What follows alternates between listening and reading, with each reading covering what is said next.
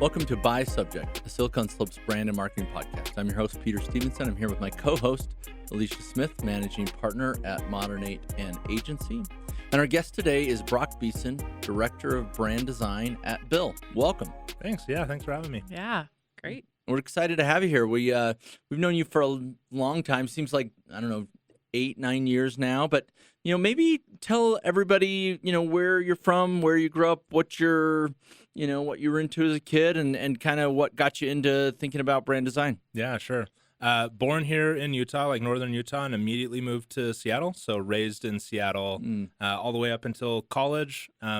Casually got into design stuff in my high school. They offered Photoshop classes by a fine art teacher who was teaching painting and stuff otherwise. So we were kind of, just learning on our own a bit in the Photoshop world. And started casually helping out on deck design stuff in high school with a few people that worked for Microsoft type clients. Okay. And came out here to college, served an LDS mission, and kind of walked into a position with someone that I knew who started his own thing as an agency for Microsoft clients doing deck design, UX design, kind of at the time that the Metro design system was coming out at Microsoft. So everyone needed new stuff.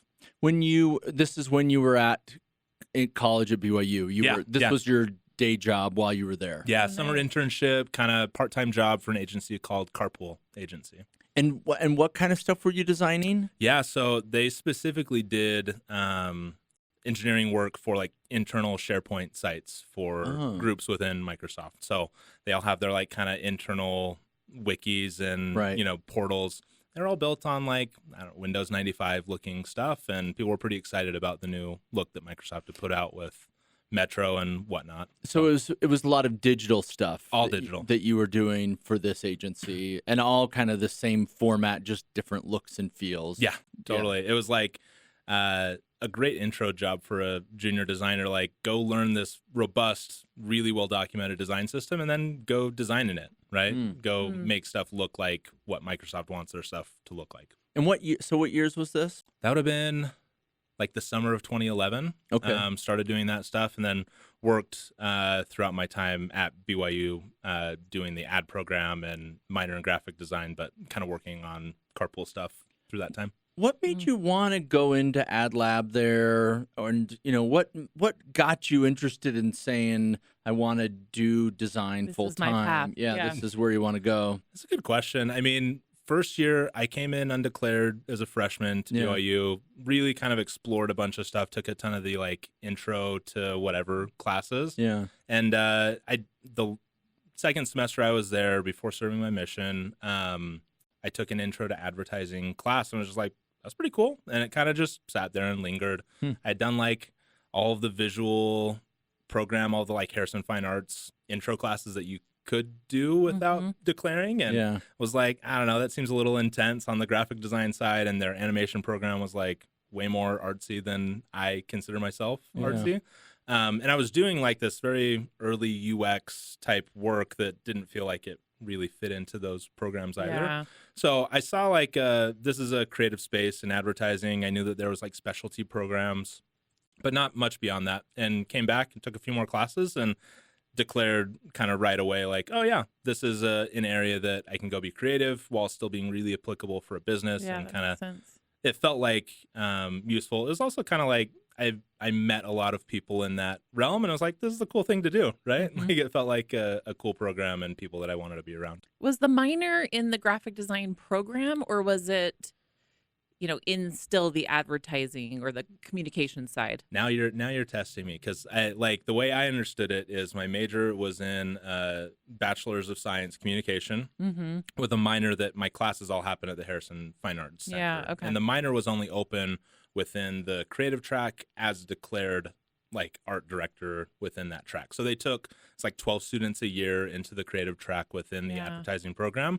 And that small group got opened up for this minor, basically. Cool. So we took classes with the BA and BFA students. Yeah, it wasn't a ton, wondering. but there was some overlap, and we would be kind of the art director role while they might be more of the hands-on design. But yeah. Was Adrian Pulfer around at that point? I think I only had one class with Adrian. There was a few other professors at the time that like we had one that we learned a bunch of CSS and HTML type stuff. But at the same time, I worked for Jeff Sheets, who was running the Laycock Center at the time. Yeah. He's kind of bounced back and forth between the Ad Lab and Laycock Center. At the time that I was there, it was all Right. Laycock Center. So we got to collab with photographers and videographers, people in the film program, and made some really cool stuff. But Yeah, that's where I was working.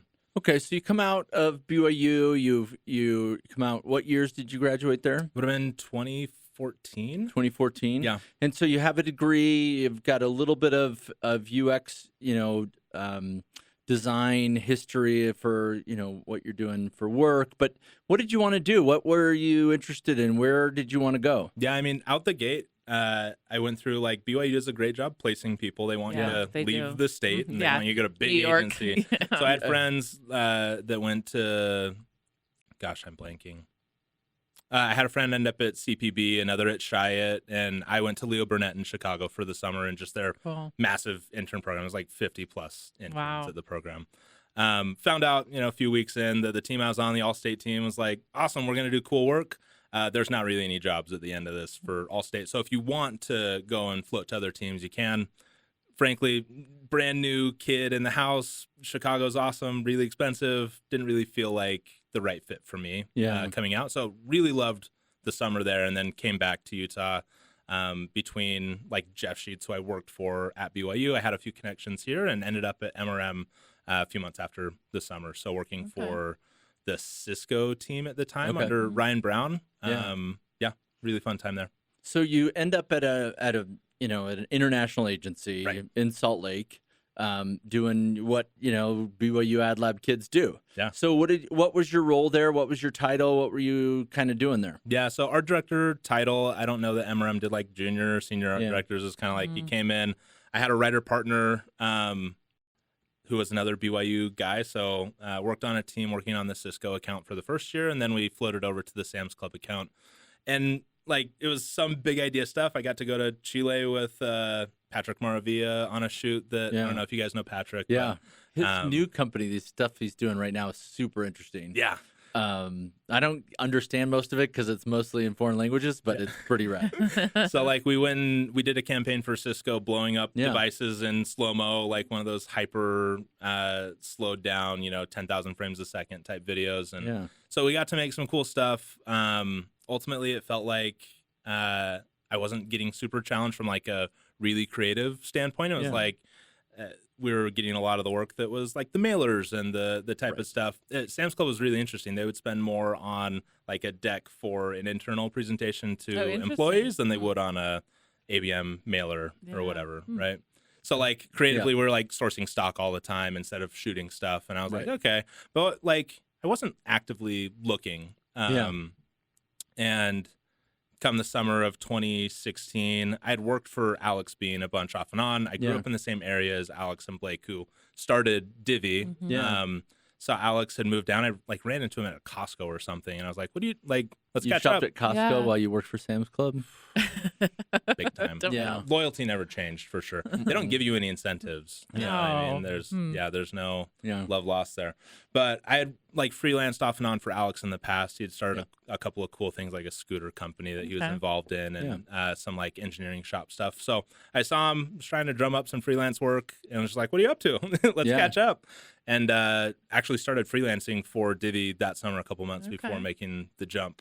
And this was at the time when Divvy they'd gone through that program through that like startup builder. What was it? Startup school or something like that? Whatever. I don't know what they were called at the time. It might be Start Studio. They've that's done what like it was. some initial dev work and a little bit of brand, but like mostly to raise a seed or a pre-seed round of money, right, to get things going. Yeah. Right? So you showed up and they were blank, like not like they had like a deck and they were raising money. But it was nobody. And so you're doing MRM during the day. You're helping with Divvy at night. And what was that like? What was it like starting to do huge corporate accounts versus the startup stuff? It felt flipped of what felt big versus little. Like the mailers and banner ads felt like the smaller, easier, more straightforward stuff. And the Divvy stuff was like, oh, that's kind of the shiny, interesting. That's where I wanted my mind. Yeah, to be, right? More, Yeah. more interesting. So what were some of the first things they were asking you to do? It's like deck stuff. You know what I mean? Like they were still pitching and kind of refining how they sold this idea. Right. I think that they knew that the branding was a little rough around the edges and needed some love, but it was like to the point of the company where they're not selling to anyone either. So they started making some initial product and vetting if like the early development stuff made sense as they brought on full-time engineers. Yeah. And a lot of it like needed to change basically in that year. They had some goals for like when we would get an MVP product into the market. So it was like initially like, hey, help us think through this user flow. Like what does this product need to look like and feel like? So it kind of a combination of like some early deck work and kind of sorting out some of that. Not a lot of brand attention, but immediately like product. So I was eventually brought on full time as like a product designer. Yeah. Yeah. And when was that? What year was that? That same year, so 2016 in September. So I freelanced for like 2 months while they were like moving into their space, and then was the first designer that they brought on full time. Did your prior experience at Microsoft help? I think it in helped that me, new position. I think it helped me sell it to them that I could do it. You know what I mean? Like I think if you're looking at my resume on paper, the carpool stuff being kind of part-time and while I'm a student, people looked at that different. But luckily I had worked with Alex and met Blake kind of for the first time, even though we grew up in the same area. But I immediately like caught the vision and could share that with them, and I could articulate back for them how the product should work and function from a design perspective. And it felt very collaborative immediately. So like the rapport felt really good. And I like to think that played into it a bit. Yeah, right? Of course. So what, you show up, you're doing a lot of product design at the time. Was there any other designers, any other marketers in-house at that point? So marketers, yes. We had a VP of marketing that was pretty early, doing a lot of like the strategy work, kind of laying the ground for who we're going to sell to, setting up, some of the thoughts there. I think a lot of it had to change from those pretty early days, and we saw a little bit of turnover. About a month after we added another designer, Patrick Waite, and a product manager, Jacob Graff. Yeah. Both started on the same day. We had another product person at the time, but it was pretty quickly that Jacob kind of took over running the product for Divvy, and he eventually became our VP of product through, I think it was like Series C or something when Tyler Hogue came on full time. So how many people were at Divvy at that point? I think I was number like 10 or 11, something like that. Early. Yeah.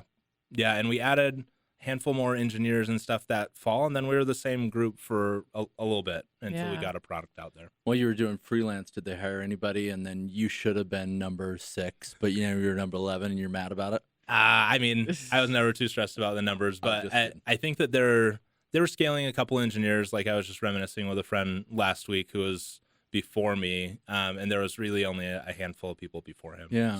So you move into essentially right next to where we're recording here in Silicon Slopes in late 2016, right? And what was the energy like in Divvy at that point? What did it feel like?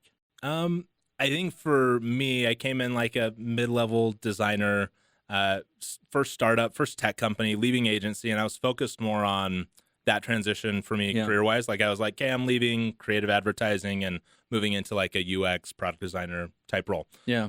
So it felt like, oh, this is cool. This is a lot to bite off. Like all of a sudden, I'm realizing this is a hairy beast of a project and a company to take on as a first product to design. And I think if you asked Patrick, you'd felt the same way. And Jacob as a product manager is like, wow, this is a big challenge. But equally like a huge swing that Blake and Alex were wanting to take at the industry is like, man, this thing just feels pretty electric. And we were in a tiny little space and a really close-knit group of engineers in product and design all together. So it felt awesome, honestly. Like, it's fun really cool. and exciting, and there's a lot of energy. Yeah. I think that there was business challenges that I was probably shielded from. Like, we had some early partnerships and stuff kind of fizzle, and we had to like pretty strongly pivot, find new business partners. By the time we were working with you guys, we're on bank number 2. So like, I think there was some really high stress moments for a lot of our engineers and our leadership team that from like the outside looking in, I could tell, but like they did an awesome job keeping the excitement and everyone like really motivated. Yeah. So you called Modern 8 in 2017, early 2017, right? Yeah. Mm-hmm. Because you're now going to market. You now have a card that you're now going to ship out, and you asked us to help design that. But, tell us about those months of like, you're ready to go. What did your job entail at that point? You're doing less product. Now you're doing some more design and marketing and brand. What are you working on? I mean, I think a lot of it was like, who are we going to get to use this thing first? So I think like any startup, you start chatting with your friends and family, seeing like kind of really honing in on who this product is right for. And I think what Blake and Alex did an amazing job of was figuring out how to fit the product to the market. Everyone talked about product market fit, and that it felt like Divvy hit a real magic moment with understanding the customer and who this was valuable for, and listening to them and making the product work for a broad customer base, right? So a lot of it was, okay, as product designers, we're still iterating on the product, right? It's a living, breathing thing that we're going to continue building. We've prioritized shipping, so it's rough. But what do we need to learn from our customer base, and how do we need to iterate the product forward? And I got to do that for a bit of time, kind of as we were launching and getting into like a full-fledged product. I would say that this is probably something that a lot of people could use some of your insight in. What was it about, those customer interviews, that research that you did in the product, in the brand early on, that enabled you to find the things that worked? Yeah. Like what were, like you were at a place that was worth nothing and then was worth a lot more. So what did you learn in those early years that allowed you to get to product market fit that maybe are not like, well, I talked to somebody? Like, what are some of those secrets that you found out? Part of it, I think, is the swing that Blake and Alex wanted to take with this thing, right? Like we weren't biting off a feature that needed to be fixed. They were solving a problem that was very clear for companies and controllers, as well as employees that are actually spending the money. Like the world sucked for both parties, and like no one's happy with the system. So we were able to talk to end users and get their insight on what they would prioritize and make some cool stuff for them. And we were able to talk to finance controllers and figure out, oh, wait, this is the actual people that need to buy our product. Let's make it amazing for them as well, and kind of meet in the middle with a product that solved both problems simultaneously. I think it's just a little bit rare. So when we're showing it to people and getting their feedback, there's already a lot of excitement and a lot of energy for them wanting it to succeed, if that makes sense. There's definitely a major pain point that you helped resolve with your product. And did you understand that pain point going into it, or is that something that you understood more clearly as you were conducting these interviews and your research? I think I understood it I thought I understood it from the end user perspective. I mean, at my time at MRM, I got to travel and do some shoots, and I had a Diners Club card that was given to me from them that I reconciled in Concur, which super sucks. Right. And anyone in charge of making decisions about it handed all of their receipts to someone else to deal with, not themselves. Right. So they didn't experience the pain. Even before that, I would use my own credit card and float money for the company. So I got a little bit of like the double whammy learning wise, just even in 2 years at MRM. Like, I don't like either of these solutions. It was stressful as an entry level designer to float $2,000 for a trip. Right. A lot of stress there.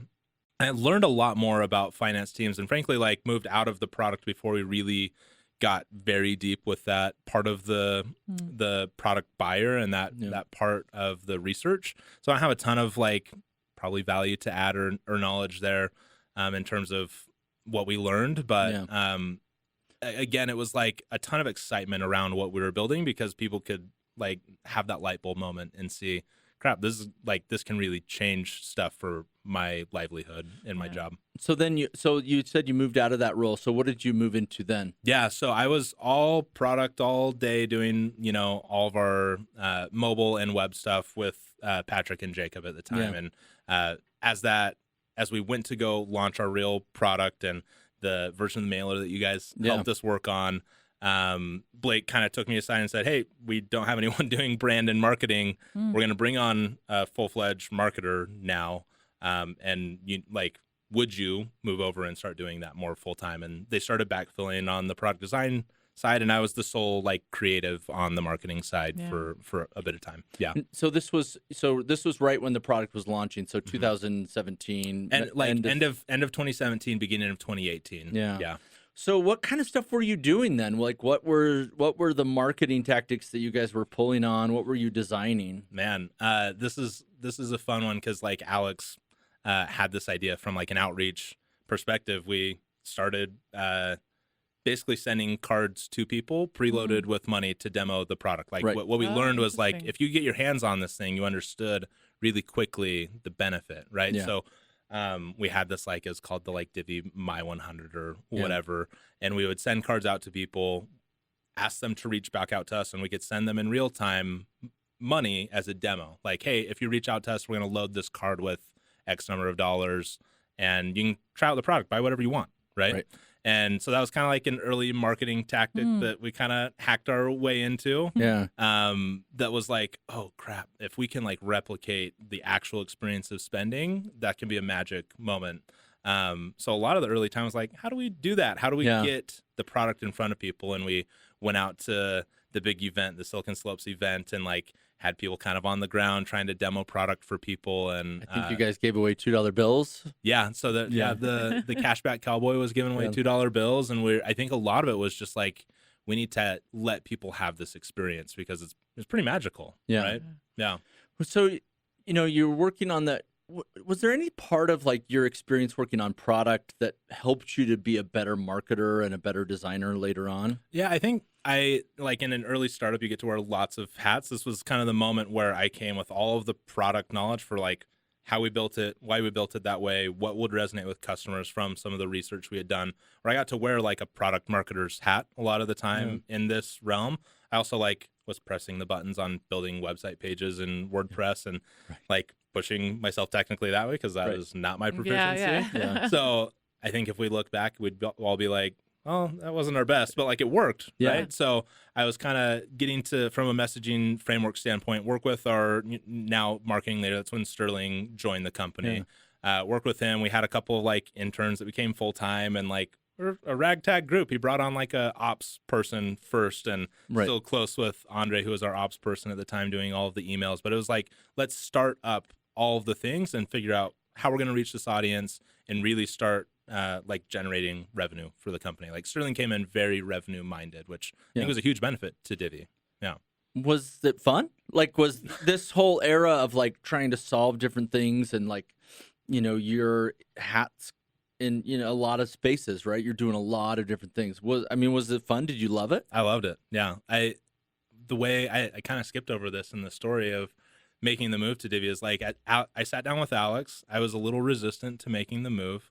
And he asked me at MRM at the time, I was working on Sam's Club. He's like, how many people need to say yes to an idea to like even get Especially there. a mailer printed out with a $10 off offer? Yeah. It's like 14 people that needed to say yes to something. He's like, me and Blake need to say yes to something for anything to go out and see the light of day. Right. That's it. That's an interesting selling tactic. Yeah. So he had all these blocks. If you know Alex, they do this at where he's at now with Tandem. You like pick your priority blocks out of like 9, and ownership was like one of them, and growth was another. And I can't remember which ones I picked. I think he sent it to me at one point, and I've got it somewhere. But having that like ownership level was always really important to me of what I wanted in my next role, and I 100% got that at Divvy. It became like a company value that we would talk about all the time was just ownership. We value owners, and we would talk about how at the time there was nowhere to hide. So if you're underperforming, everyone thinks in that lens is like a little bit exposing, but when you're performing, you get a lot of credit and you can see your impact on the business very directly, which is like, I don't know, for some people, it's kind of like a drug, right? Yeah, You're like, man, I pull some levers and stuff happens. And it's really cool. Yeah. I remember I showed up there, say hi to you for some purpose. Maybe we did some work for you in like 2019, and there was like TVs on the wall with the various sales metrics of the day, and your desk was like right next to that. And so I can't imagine how much like, oh, I did that mailer and look at all those things coming in that are directly attributed to that, right? Right. That was a lot of fun. I think that like for the whole company though, it wasn't just the sales and the marketing and like each group felt like they had stuff that they really cared about and they could directly tie their efforts to things that we were shipping. Like our product and engineering orgs really prioritized how frequently we released product to our customers and what impact that could have. And like, I think that's just contagious as a company. Like, it generates a lot of excitement in the startup world if you're shipping all the time. So that became a big part of the culture, was just getting stuff out there. So you hit product market fit, and as a marketer, that's fun because now you've got something that works. You know you can sell it. What was that light bulb moment there in 2019, 2020 when you were like, oh, this works? They now are going to pour the gas onto the fire of marketing. What was that like? What were you starting to do? Man, we went through like a rebrand in that, it would have been 2019 period. We brought Michael Moulton on, who they met through an interior design firm that we were helping, working with to build our office space eventually. Yeah. And Blake and Casey Bailey met Michael and said, this guy's amazing. Yeah, and so talented. They hired him. I didn't even get to chat with him before, but thank goodness they got him. Became like a very strong mentor for me, someone that like really guided that process in the rebrand while still bringing the existing creative team that was me and one other designer and a writer at the time, like in and kind of magnifying our skills as well. Like, I felt very involved in that process, though he led it, right? And we were like getting feedback from customers again, kind of having that be the priority all the time. Like, okay, you're dealing with all of our finances, which can be in the millions of dollars. You feel a little immature as a brand to trust, right? So a lot of that rebrand process was like, how can we mature, become more trustworthy looking and feeling? And I think like looking back, where we landed was totally serving of all of that. We like went into the past to look for references and made something that felt timeless, a lot more mature color palette wise. And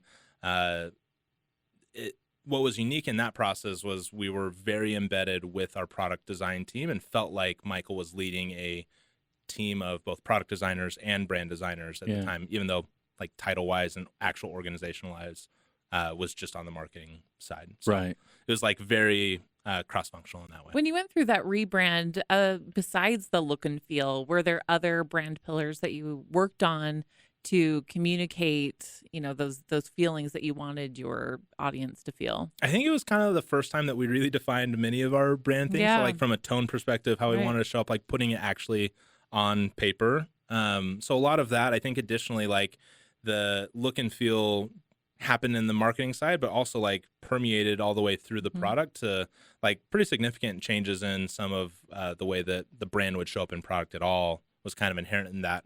And Michael kind of led Adam Eastburn, who's our illustrator, from an art direction standpoint, into a very unique style, right? Something that felt timeless. I think that we referenced like the New Yorker and the Metropolitan, like in the style that obviously Adam, crazy talented. He led the illustration rework for all of Bill as well. But it added an element that other brands, especially like early SaaS tech, fintech brands, were not doing. So it was like, we wanted something that could differentiate us while still not feeling immature like other illustration styles. Had you identified a personality and a positioning and things that really beyond that, like graphic elements and illustration and look that really defined who you were at that time? Yeah, I mean, we had a couple of different names. Like we have a funny old deck where it's like, we want to sound like a Malcolm Gladwell, where you tell a very compelling story, but you're clearly very intelligent about how you're telling it. Yeah. And then there was a fun one about being Hermione Granger, but like books 4+, where she's very realized how confident she is and is able to like be the smartest person in the room with all the confidence and lack the insecurities of the earlier books, right? So like we had a couple of like fun monikers, but I feel like they were kind of shifting and changing over time as well, to where mostly we wanted to be personable, human, and present that way in an industry where like, I don't know, jargon speak is very, very common. So, yeah. It's interesting. I think after your rebrand, there were a few other, fintech companies that really looked at what you did and kind of leaned into the same vibe. At least from our perspective, that's what we noticed. You feel like you were the start of that sort of like human element in the fintech world? I think so. Like we saw the same thing, even among our competitors. Like we saw big rebrands from some of our very main competitors that felt really similar and hearkening to some of the sentiments that we were choosing to lean into as well. That feels cool. I think from the same perspective, seeing a lot of crossover in product features and what others felt like was adding value from a product perspective. We were getting a bit of both at the same time. So I was like, yeah, we're on the right track. Yeah. This feels cool. Validating. Yeah. Okay, so you're in charge of brand design. You're part of the marketing team. You're under Michael, who's VP of brand, I think was his title when he was there. And so, what were you working on in the 20, 21, 22? What were you doing over at Divvy? Yeah, so 2020, we were doing all like marketing design stuff. We were leading on, I guess under Michael was still PR, copy, and design, kind of serving mostly after the rebrand, serving mostly marketing. Yeah. So we were working on kind of any and all seasonal type campaigns, stuff that was all demand driving. We were starting to set up like video and photo shoots for like brand style photography. Started doing a little bit of like customer video type stuff in house. Brandon Peterson came on in that time as like he was looking for a new gig, and it was like, we don't have a spot, but like we can't say no to this level of like variety and talent. And so he brought a lot of like the video prowess to the team as well. And he and I went out to New York and shot with Noom. And so like we started to do all that stuff. As many businesses felt there was a lot of pressure in 2020 and there was layoffs. So the team went from a creative team of 4 designers down to just me in the spring going into summer of 2020. So a lot of change, right? Yeah. I remember I messaged you after that asking how you were doing and how things were feeling down there. And you were like, I don't know, like it feels weird. Yeah. Yeah. Yeah. It felt really weird to go from like a ton of momentum. It felt like we kind of took the wind out of our sails, but yeah. So I was just down to kind of Were you overwhelmed at that point? Oh, for sure. I think everyone was though. Like we were all going through COVID and it was like hard to distinguish which was like work overwhelmed versus like life overwhelmed. It was just everyone was overwhelmed and we were all working from home, which felt really weird again. Yeah. So yeah. Okay, so the layoffs happened and I think from the general population, people weren't sure where Divvy was headed. Yeah. But inside the company, what did it feel like? Where, like you certainly had a product that worked. You certainly were headed someplace. So a couple of years later, we all know the end story, but what were those, 2020, 2021, and 2022, what were those like inside the company? I think that the leadership team did a good job rallying everyone against kind of the path forward, right? Yeah. Like we had layoffs and they made it clear like, hey, this is the group that we need to go forward and kind of build with, right? Yeah. The opportunity is still there. We learned a lot in the months after in terms of like the value that Divvy can still bring. We're a free product. So like businesses, as spend started to stabilize for businesses and they kind of adapted to this new normal, our product became super valuable. People started looking to get off of paid solutions and onto Divvy or look to save money and move on to Divvy, which was really cool. We saw our product value go up. And a lot of focus just into like what can we do this quarter, month, and week to impact like very really the business. And I think that we went from a company in the early days that was very product led and product forward and finding that product market fit to like a very revenue finance run business to like how are we going to A, serve our customer, but B, like continue to fill this funnel. Right. One of the things that I think from the outside that we saw during that time was you turned into a company that and maybe this was Sterling who led this on your team, but really led this celebration of business in general. You were celebrating people who were using your products, not just because they used your products, but because I think it felt like you were truly happy for business and business growth. Does that sound about right? Like during that time, like what we saw, was that kind of the way it felt inside? We definitely like it was always like at the forefront of what we discussed was, serving our customer, but like celebrating our customer. It felt like there wasn't a lot of brand moves to make at the budget we were spending in brand marketing to like really go make impact. We weren't doing massive out of home. We were starting to like dabble in a little bit of like jazz arena stuff. And it felt natural for us to like celebrate the customers. And I can't remember where each idea came from. Obviously, like Sterling came with amazing ideas for how it would be actualized. But I think really everyone internally was very on board with like, customers first. And this can be an area that we play in that others aren't necessarily doing. And if we can speak to them and celebrate them, others will like kind of flock to that. Yeah. We were kind of mentioning just out there earlier that even that idea of really celebrating your clients was even inspiring to us in different avenues. But how do you focus more on them than yourselves? Right. And I feel you guys were definitely a leader in that. Yeah, I think it like obviously manifested in the billboard and a few other like out of home things, but it was like very frequent that we would bring people into the office who were customers and hear from them, or like we always would make an emphasis to bring in products. I think Crumble became a customer at certain points, and you almost always can find some Crumble cookies in the office somewhere. Yeah. We started to prioritize different, even like internal swag efforts with like, oh, we're gonna use these items because they're customers, and we want to like get our employees to know who our customers are and care about them, but to rep their stuff too. Yeah. You know, it was fun, and I don't know, who was the one who led this, but it almost felt like you as an entity became the celebrator of Utah, like Silicon Slopes. Anyone doing great things was being celebrated by the leadership team of Divvy in a way. Was that something conscious that you were talking about internally in a marketing aspect? Was it just the leadership cared about this space a lot? Why was that? Yeah, I think it came from the whole leadership team, like from very early on, like especially being a Seattle guy and Blake and Alex being from Seattle. I was like, they want to like kind of do this and then go back, and it like became very clear, like, no, like Utah is a magnetic place for tech startups, and we want to magnify that. And I like all the way from Blake and Alex, obviously Sterling, very outspoken on social with trying to make Utah a place that people care about. Tyler adding his voice.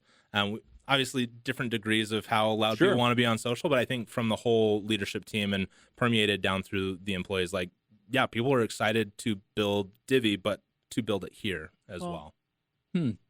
Okay, so I do want to make sure we get some time on what you're doing now over at Bill, but what was that transition like as a marketer to go from, you're representing Divvy, you're thinking about Divvy, and then all of a sudden now you're Divvy Bill, and then you're now Bill.com, and then you're now Bill. So like the last year and a half, 2 years of your time, what has that been like as a marketer? How do you handle that? Yeah, I think a lot of that a lot of the sentiment that we landed with was like, just keep pushing forward, right? Okay. Like we still have a product that is like financially, revenue perspective, very important to move for both businesses. Right. And we're really good at moving it. So let's keep moving it. And up until last couple of weeks, it was Divvy, right? Like we've been selling Divvy for just over 2 years, still even under the Bill umbrella. Okay. Yeah, Divvy by Bill or whatever it was, right? Yeah. So like uncertainty in some transitions. Bill is like, we're their first acquisition as a company. So like there's some growing pains. And I think everyone saw the potential for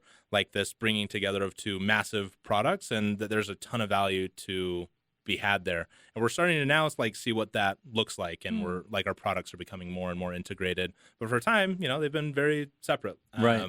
And so I think a little bit of uncertainty from like a marketer standpoint with like mostly timing on stuff. I don't think that there's been uncertainty on like what we're going to sell, who we're going to sell to. The ICP totally overlaps. Like who Bill wants to sell to is exactly who Divvy wants to sell to for the most part. Kind of at that like young to mid small business, right? Yeah. Like we don't want the people of like solopreneurs a ton. We don't really scale amazingly to the enterprise, though we sell a little bit to the enterprise, like right in that like 5 to 200 people companies. Like that's a sweet spot. So a lot of like similarities there, and it felt very natural to continue that sales cycle. It's mostly been like, how do we go reach the masses that Bill had as a customer base, and how do we add value to that group by getting them on what's now Bill Spend and Expense, right? Divvy. So you now are just part of Bill, the part of that same thing. So they've brought you in. You're now director of brand design. What does that job entail? What are you doing for Bill that you weren't doing before? Yeah, so I think a lot of it is just like we have a much more robust team. Again, being one of two designers really early at Divvy for a couple of years, scaling to like a group of 4 and then back to 1.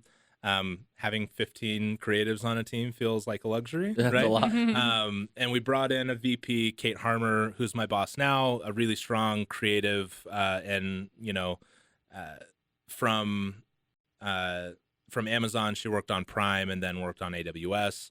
So like a similar type of buyer group at AWS specifically, and like a really great manager and orchestrator of the team. And we've kind of organized in this world where I lead a core brand team, as we call it internally, where we focus on a lot of like new to the world creative.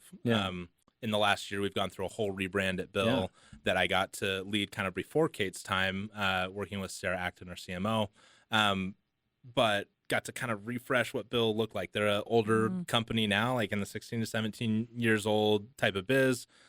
We dropped the .com and kind of evolved the look and feel, not to look more like Divvy, but to kind of take the values from Divvy and from Invoice to Go, which they also acquired, and later Finmark, and like, how do these move forward all together and kind of evolve into not just Bill.com before, not just Divvy or Invoice to Go, but like something that we can kind of march forward together as owning like the legacy thing of Orange, right? Orange was the thing that we carried over from the main brand before. But yeah, got to do that. And that kind of evolved into this role as the leader of the core brand team, where again, like new to the world creative, working really closely with our brand team on like big brand level campaigns, but kind of setting the overall guidelines, look and feel, templates, that type of stuff for the rest of the creative studio to build against. So is that position brand, head of brand, a unique position in your industry, do you think? Or a new one? I think it probably feels a little bit new, and it's a little bit nuanced as like we still do have brand strategists and managers and a separate team that we collab with a lot. So people internally might get a little confused, like brand design versus just brand management. Yeah. Luckily, they're like some of our favorite partners to work with. Yeah. Like we're developing the strategy together, them leading a little bit more on like the like I guess brand personality type decisions and some of the strategic stuff there, and then partnering with like, how does that manifest visually and like in specific writing, right, with our whole team. But I think companies are starting to see the value of those two partners working really closely together. Not necessarily to go outside of agency, but just from the value of having it internally as well, right? Right. As you look back across your career and who you are as a designer now, who are some champions who have helped make you a better designer, a better brander, a better marketer, that you look back and you really value the contributions that they made to you in your career and your ability and your talent? I think like for me, it's been those that I've reported directly to that like have had that influence, which includes like the time that I reported to Blake directly. Right. Being able to see someone who's extremely business minded, obviously super smart, also be able to pull in and care about the aesthetics of the company and the feeling. I do remember that. He was very passionate about very that. passionate. And we had other people on the leadership team. I'd say like Casey Bailey was of that group where it's like, no, those things matter. Let's pump the brakes. We need to present something that can be timeless and that people will resonate with. Like that's very important.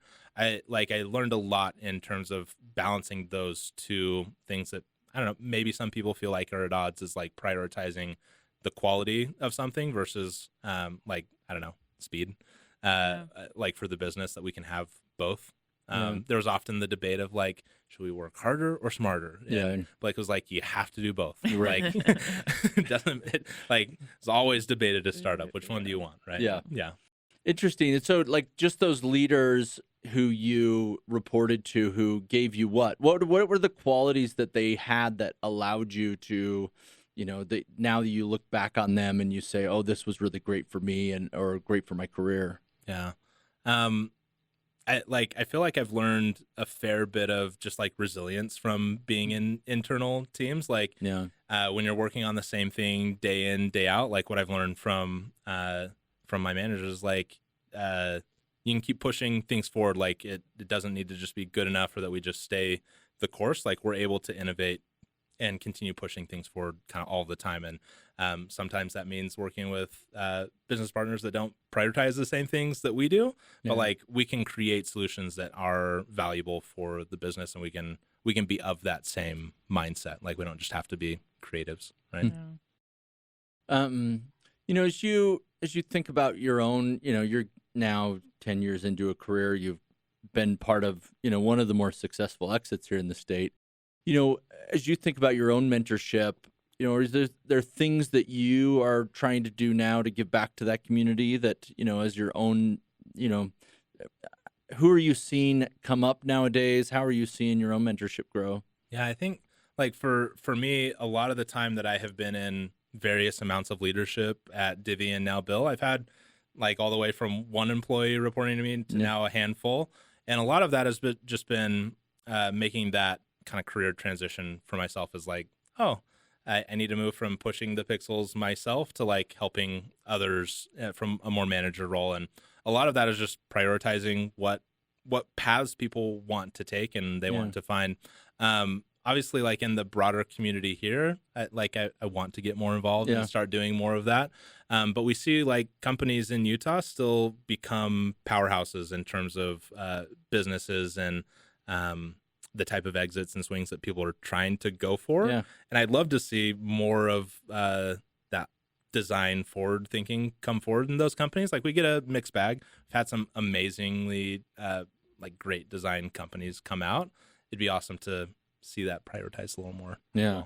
Interesting. As you think about, you went to school here, you've worked here your whole life. What are some of the positives and negatives about being a marketer or a designer here in the state? I think it's a small community, which can be good and bad for people. I think it really matters the type of relationships that you build. Yeah.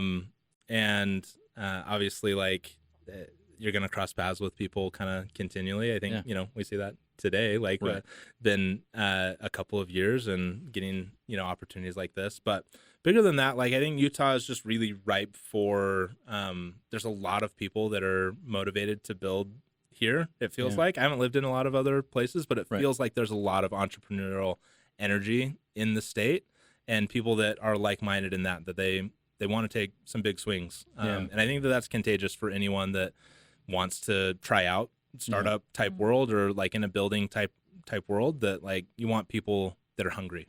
Yeah. Interesting. Well, I'd love to end with a question of, if you could give a single piece of advice to either a brand designer, marketer, someone that is maybe interested in pursuing this career path, what would that be? I think for me, looking back now, having the opportunity to have my hands on lots of different types of things really quickly and over a short period of time, being required to like execute in lots of mediums was the biggest thing for me, figuring out where I kind of wanted to focus and create value for my career. Right. If I didn't have the time I had building the Divvy product, I don't know that I could know that brand design is where I wanted to more focus. So I like my piece of advice would be like, find somewhere that you're able to have your hands in as many things as possible, or if where you're at, find ways to kind of push yourself out of there and don't just wait for the invitation from people. I think in any startup, like you need a lot of people that are ready to raise their hand, but sometimes also to just kind of break the door down and run through it. So, did you ever think what would have happened if I didn't end up at Costco that day and didn't have that conversation? Yeah, I think it's it's definitely really weird to think back. Like I really wrestled with the decision to like leave a very stable MRM job, and like the amount of that equation that went in just that they were here and I lived in Lehigh versus Salt Lake that I was commuting to is like embarrassing how much that was like a factor in the decision. But like really within a couple of months, it was very clear that I had made a good decision. I was like really stoked. I went from like pretty unmotivated, just not like it was easy. It felt easy. It felt normal. I was in a routine. I didn't hate my job at all. Like I wasn't miserable. That's why I wasn't looking. But I immediately went to like, holy crap, I really am enjoying this. It's hard, but like I really enjoy that. And like I think I haven't switched jobs in a while, though I've switched roles a lot. I think that that's important. Like when we were acquired and as roles started to change, I really gauged pretty quickly, like, is this something that I'm actually excited about? And I think you can know that in the first couple of weeks or a month. So like, I don't know, extra piece of advice, like take the shot, but be willing to be wrong and change things up if you need to. Yeah. Right. All right, final question. Where should people eat along the here in the Silicon Slopes? Where should people eat or drink or get coffee? Down here in Utah Everywhere. Valley. Anywhere. Anywhere you want to recommend. Man, well, my old writer partner, Matt Reschke, Okay. he wrote at MRM. I think he's written at Struck here, so a lot of people might know Matt. Yeah. Just opened a restaurant in Midway. It's a bit of a jaunt, but it's called the Pizza Yard, and it's the best pizza I've ever had in my Really? life. I was down there in Midway a couple of months ago, and they were working on it. Yeah. And in fact, the restaurant I was in, some of the workers were complaining about like how hard it was to. They're like, man, this thing's been a hard project, but I've heard great things. Yeah, they converted like 100-year-old house into a restaurant and Airbnb upstairs. And it took like fun. 2 years, right? It took forever. At least. Yeah. Yeah. It's been a long time coming. They've soft opened. I think this like Friday is their or Saturday is their like first official grand opening. But Matt makes the best pizza. Cool. They call it the Pizza Yard because at MRM they had a yard and they would bring people over and host dinner parties. And I've been like the crazy person when people ask like your favorite pizza for years of like, no, like my friend makes really good pizza, I swear. And now you can go And find now, out. yeah. Yeah. Midway there's a couple of like amazing restaurants in Midway. Yeah. In fact, I would say that Midway's better food-wise than Park City. I love it. Yeah, I can get Love behind it. that. I'm super excited for his opening down Yeah. there. Okay. Where is it in Midway? It's like right on Center Street. There's right like on the that Ridley's. main- It's like 35 Center or something. Is Yeah. where they're at. And by the time this comes out, it will be open and the most successful pizza place in Gotta the be. state. Yeah. What kind of remind me? What kind of pizza is it? Is it more like is it more like artisan? Is it fancy toppings? Is it like standard? What kind of pizza? It's is like it? very Neapolitan, so the like Okay. 90-second cook time in this Okay. beautiful oven. They've built the most beautiful little restaurant. It's pretty small inside, like Yeah. it's intimate, and then there's a lot of outside seating for the warmer months up in Midway. It's not all the Yeah. time. But like seasonal menu, I think he's planning to have a couple of steadies, like his margarita, hot honey pizza, Yeah. and then stuff that is just completely influenced by what they're growing right that's outside so the restaurant great. in a greenhouse, Right. and what they're sourcing through, Oh, some love local that. farmers. So he's, in this whole build time in Midway, made really good friends with a bunch of the local Right. sources for produce, and like I can't even think of the one he did last week in their soft open, but it's like very seasonal That based. sounds great. Yeah. There's a bakery that just opened up that our client Pink Elephant Coffee is doing the coffee just down like 2 doors down from it. And I'm super excited about Yeah. getting up there. So Yeah, it's All worth right. the trip. Yeah. oh, I Great. cannot wait. Thanks, man. Yeah, Appreciate for you being sure. here. Thank you. Yeah, thank you. By Subjects is a production of Modern 8 Agency in Silicon Slopes. Executive producers are Alysha Smith and Peter Stevenson. Editor and producer is Dave Meekum. Video production by Connor Mitchell. Development production by Eric Dahl. Production management by Shelby Sandlin. Original music composed by Josh Johnson. Website designed by Modern 8. Please make sure to follow and share the show with your friends and your enemies. Thanks for joining us.